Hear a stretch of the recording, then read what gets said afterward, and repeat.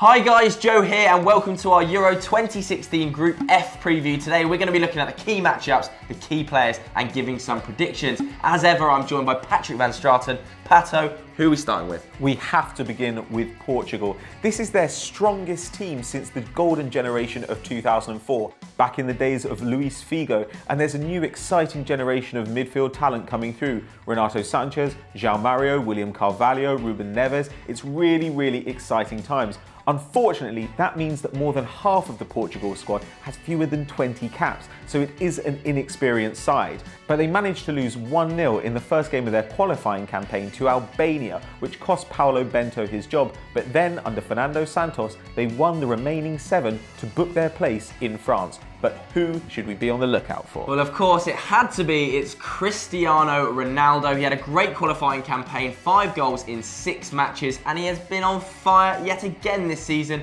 51 goals for Real Madrid, and he is clearly Portugal's star man. However, he has had a few injuries towards the end of the season. We saw it in the Champions League final. He didn't look fully fit. There's going to be a lot of pressure on him to score their goals. So, Pato, if he's fit, where are they going to finish? Well, we actually think they're going to finish first in this group. Cristiano Ronaldo could become the first player to score in 4 European Championships, and if he's on fire, he could take them into the round of 16 where they're likely to meet Italy. But after that, it could be England in the quarterfinals, and I'm going to say this, and Joe's going to like it, I think they'll go out to Roy Hodgson's side.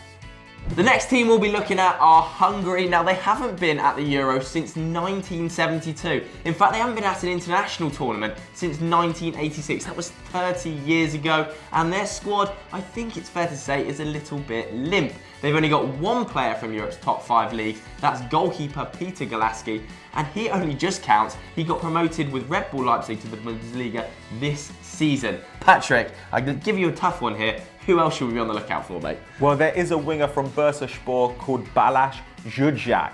Now, he's an interesting technical player, and he could be the one to bridge the gap between the older generation of Zoltán Győr, who's now 37, and the exciting young talent of Adam Nagy, who's 20. But whilst he's got experience playing in Russia and the Netherlands, I'm not sure if he's going to be enough to take them out of the group. Joe, do you think it's going to happen? I'm really sorry, Hungary fans, but you just haven't quite got enough for Euro 2016, and you're going to finish bottom of the group.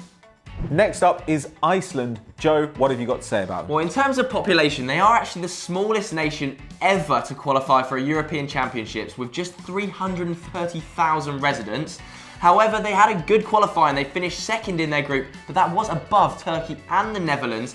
Of course, they're making their debut at this tournament, but one man who has a raft of experience, Heidegger Johnson, who is now 37, he made his debut 20 years ago. Patrick, who else should be on the lookout other than the great Good Johnson, though? Well, it has to be Swansea City's Gylfi Sigurdsson. He's a classy playmaker. He occupies that number 10 role, takes penalties. He's great with a free kick. He's actually only the second Icelander after Good Johnson to net 10 or more goals in a Premier League season. So he's proven himself at the highest level. But can Iceland prove themselves at Euro 2016? Joe? We've got them finishing 3rd in the group, so they could potentially qualify as one of the best 3rd place qualifiers. However, if they do go through in 3rd place, they're likely to face Spain or Germany. So out at the round of 16, but you could get through the groups, Iceland. The final team in Group F are Austria. Pato, how can we expect them to do at this tournament? Well, Austria are actually kind of a sleeping giant of European football. They did really well in qualification. They didn't lose a single game. They won 9, drew 1 and finished 8 points ahead of Russia at the top of their group.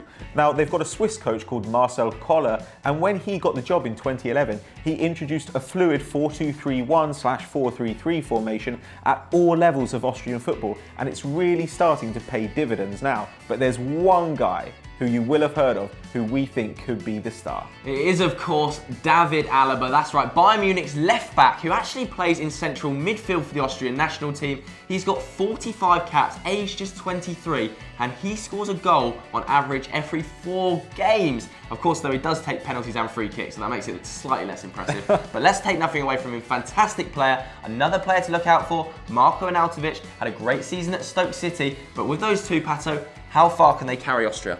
Well, we think that they might actually come second in this group, and then they play the runner-up of England's group, Group B. That's likely to be Wales or Slovakia, in our opinion. So it looks like the quarterfinals are well within their reach. So good luck, Austria. We can see you going pretty far.